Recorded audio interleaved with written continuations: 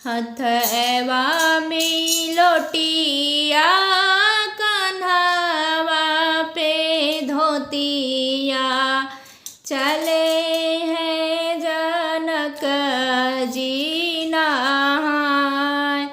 हथवा में लोटिया कन्हवा पे धोतिया चले हैं जनक जी नहाय। एक बन गईले दूसरा बन गईले तीसरे में जनक दुआर। एक बन गईले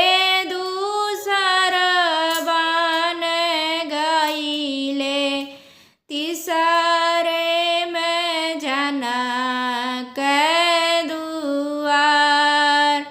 भीतर से निकरी है बेटी कावन रानी नैनन ढूरए आस।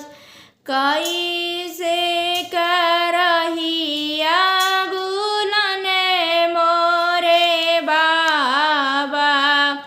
रहिया निहारन तोहार।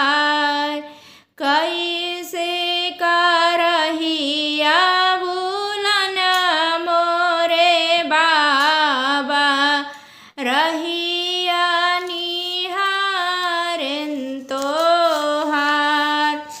एतनी बचन जाबे सुने हैं जानक जी बेटी से पूछे एक बार।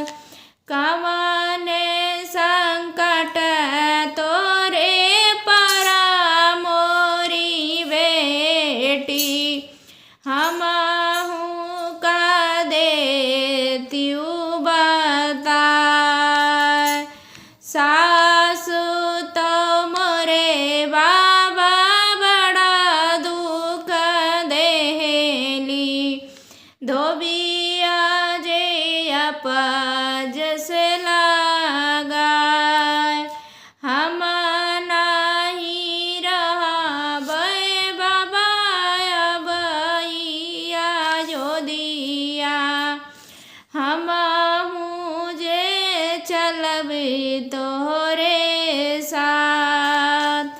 एतनी बचन जाबे सुने हैं जानक जी झपटी महलिया में जाए।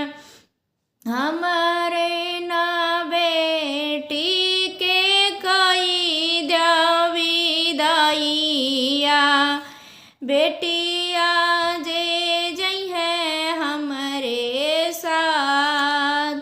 एतनी बचनी जावे सुने श्री राम नयन दुमिल होई जाए। तोहरे न साथे सीता हम बनबै जोगिया हमहू चलब तोहरे साथ।